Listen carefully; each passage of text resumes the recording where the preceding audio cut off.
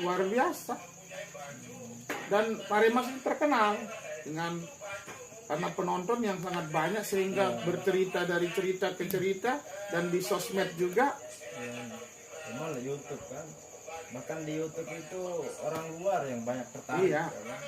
Termasuk wilayah Sumatera, bahkan Malaysia. Berarti balap sampah yang salah satu gaya tarik kita di Lombok Selatan ini ya. Kalau dibilang daya tarik kemungkinan ya. Salah Dalam satunya, ya. artian ini kan tentang masa sebenarnya.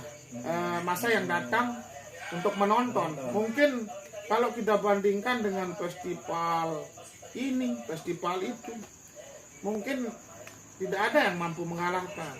Kecuali festival Bunyalin mungkin yang mampu mengalahkan. Tapi kalau kita lihat kedua lah dari festival Bunyalin, karena itu kan tradisi kita sebenarnya. Kalau Ya, Bunyalin Bunyalin, tidak ada dengan sendirinya mereka datang. Dan kalau balap sampah ini oleh cicik merik, kocet-kocet ke anak sampai tua, hobi jarin penonton. Aneh contoh di Ekas, menuk galuh posisi Ekas penuh. Coba promosikan Ekas dulu Bapak. Ini mumpung kita lagi rekam nih. Oh rekam nih Pak ya. Baik Bung. Silakan promosikan Ekas ini. Terutama alhamdulillah kami dari komunitas balap sampah Lombok atau selaku koordinator dibilang bagaimana ya, ketua bukan, tapi koordinator dari komunitas balap sampan ini. Alhamdulillah kami tergabung dalam satu forum atau komunitas balap sampan Lombok, karena kita menggunakan sampan-sampan yang ada di tradisi kita. Dalam artian model sampan itu tradisi orang Lombok kita pakai balapan, bukan kalau di Sumatera, di Kalimantan kita lihat model-modelnya kayak Thailand, modelnya kayak jet ski. Tapi kalau kita kan menggunakan sampan yang sehari-hari nelayan seperti itu sampannya, namun ukurannya hanya ukuran saja yang lebih berbeda dari sampan-sampan yang dipakai untuk melaut. Tapi ramah lingkungan ya. Alhamdulillah Tidak merusak karang. kita dibilang ramah lingkungan, sangat tidak ada terumbu karang atau mengganggu dari ekosistem yang ada di laut atau di mana sirkuit itu kita lakukan balapan, tidak ada yang terganggu. Alhamdulillah sampai saat ini kami lihat tidak ada yang merasa dirugikan oleh balap sampan ini, karena ini adalah merupakan hobi dari para pelaut-pelaut yang ada di pesisir pantai Lombok Timur, orang-orang pesisir yang ada di Lombok ini, terutama yang paling antusias tentang persoalan balap sampan ini. Kita dari masyarakat Lombok Timur dan Lombok Tengah, sampai kalau kita adakan sampai 60-70 peserta setiap sekali festival. Dan alhamdulillah dengan adanya festival ini, mungkin di dalam kalendernya BPPD Lombok Timur sudah masuk kemungkinan. Tapi ada namanya kemarin di Festival Balai Mangrove, namun sebenarnya itu adalah balap sampan yang di dalamnya kegiatan utama. Nah, ada salah satu isu ini yang mau saya angkat nih di channel kita, di channel Mobok Channel ini. Mobok kalau bahasa kita kan para pencari ya. Nah, pencari ikan di malam hari. Ya, terutama kita untuk menjaga lingkungan kita yang ada di Lombok Selatan ini yang masih alami nih. Teman-teman kita yang pakai putas gitu kan. Nah, kami lihat hari ini tidak seperti dulu. ya. Yang hari ini mereka menggunakan gareng namanya, yang merusak ekosistem yang ada di dalam artian di laut itu sendiri. Dalam istilahnya bahasa Lomboknya mada. Mada itu mereka menggunakan hari ini tidak seperti dulu. Hari ini mereka menggunakan gareng yang lebih besar. Ada yang menggunakan potasium. Sehingga ekosistem yang ada di tengah laut atau di perairan itu menjadi kurang, sehingga ikan-ikan pada saat ini atau kerang khususnya isi laut lah kalau kita sebut agak kurang, tidak seperti dulu, karena mereka tidak bisa menjaga. Hari ini yang kami lihat baik dari Teluk Ekas, ada di Teluk Jukung sana, di Teluk bagian Panteping sana juga hari ini tidak seperti dulu, berkurang. Itu sebabnya ekosistem yang ada di laut seperti anak-anak ikan ini kan banyak yang mati sejak mulai mereka, malah dari sel telurnya udah karena kena dengan potasium. Ya. Nah, apa yang sudah dilakukan sama masyarakat kita atau pemuda kita yang ada di pesisir ini, terutama di Ujung, Ekas, dan yang di Desa Pemongkong? Alhamdulillah kemarin di Ujung terutama, kebetulan tempat tinggal saya di Dusun Ujung. Kami pernah melakukan tidak memberikan istilahnya orang atau melarang orang, dilarang sekarang istilahnya mada itu tadi yang Bapak sebut, persoalan mada dilarang oleh warga yang ada di Dusun Ujung terutama, tidak memberikan mereka yang dari luar datang untuk mencari kerang, mencari ikan, istilahnya mada tadi dilarang. Mulai ada awik-awik di dusun kami di Dusun Ujung. Apa ada sanksinya itu? Yang melanggar? Alhamdulillah sebenarnya persoalannya bukan di orang mada, orang yang ada di situ.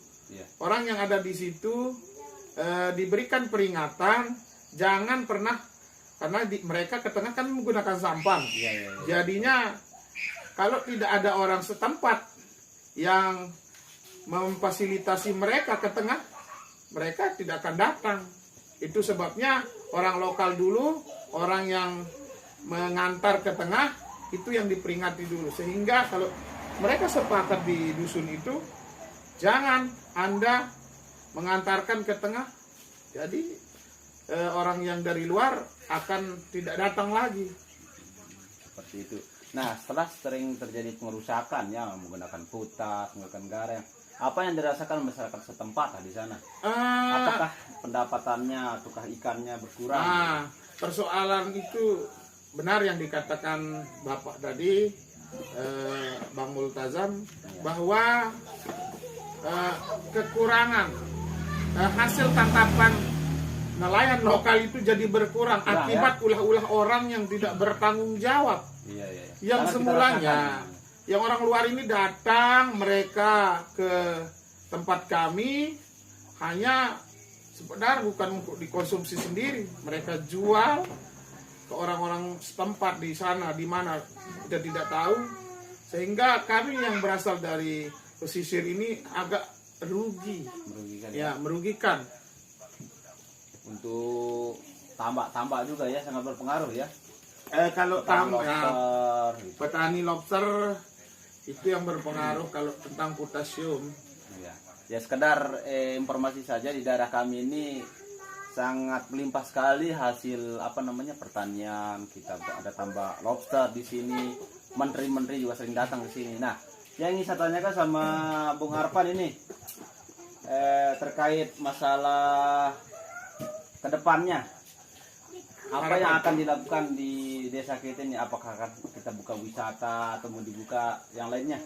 Harapan kami sebagai warga dan selaku pemerintah juga, kebetulan saya berada di lingkaran pemerintah desa dan di lingkaran masyarakat sebagai masyarakat juga, terutama masyarakat nelayan khususnya, berharap kedepannya mudah-mudahan dengan adanya program dari pusat seperti dana-dana dari pusat. Tapi hari ini kami lihat kebetulan di lingkaran desa masih terkendala dengan COVID ini, sehingga 3 tahun sampai 4 tahun yang akan datang, dalam artian sudah 3 tahun 3 tahun sudah tidak bisa kita membangun. Dalam artian dana yang dari pusat itu sudah kita diberikan dalam artian Anda harus berini persen, kerjakan ini. Sekian persen harus mengerjakan ini. Tidak semestinya uang yang datang dari pusat itu semau gue Pak Kepala Desa mengelola dana itu. Kalau kita tidak mengikuti saran dari pusat, kita tidak dicairkan dana itu. Sehingga kita harus mengikuti. Untuk sekian BLT saja tahun ini sampai tahun 2023 masih sekitar 40% dari dana desa yang digelontorkan ke desa, terutama desa kita ini. 40% itu diperkirakan 468 juta. Sebenarnya kalau kita mau bangun untuk 400 itu banyak sudah pembangunan. Namun alhamdulillah terkendala saat ini dengan COVID ini sebenarnya. Makanya dari sejak kepala desa menjabat yang kemarin susah. Sehingga hari ini sampai hari besok juga tidak ada visi misi kepala desa sebenarnya. Harus menjalankan. Ya, harus menjalankan sesuai undang-undang atau ya. Harus menjalankan visi misi bupati dan ya pusat. Iya. Karena sudah ditargetkan sekian persen dana desa itu, sekian persen untuk ini, sekian persen untuk ini. Jadinya kepala desa mau membangun itu terkendala kalau tidak mengikuti arahan dari pusat. Ya beberapa persen diberikan. Oke, salam untuk pemirsa kita nih yang mau berkunjung ke desa kita nih. Apa yang mau disampaikan? Apa yang mau diberikan? Kami atas nama masyarakat setempat dan khususnya perangkat desa berharap kepada kedepannya Datang ke dengan pabrik kita ya. dengan berakhirnya COVID ini sudah mulai, bule-bule sudah mulai datang. Tuh, lihat tuh. Mudah-mudahan tahun-tahun yang akan datang pengunjung dari luar mau datang dan berinvestasi di desa kami. Itu harapan kami sebagai masyarakat atau selaku masyarakat dan khususnya sebagai aparatur pemerintah desa juga. Kami berharap investasi dan orang-orang luar ini mau berinvestasi di tempat kami. Itu hanya harapan kami selama ini. Harapan yang sangat kami harapkan. Oke, terima kasih Saudara Arfan dan teman-teman di Pengarap Lombok ya. Kita akhiri saja, mudah-mudahan kedepannya mungkin ada masukan atau sharing yang lainnya, kita akan coba gali yang lainnya. Entah itu teman-teman mau cari kita di sini ada lobster, kita mau bagaimana orang petani lobster, garam juga ada di sini dan panti-pantinya di sini bagus. Oke. Oke. Terima kasih. Selamat datang di desa kami.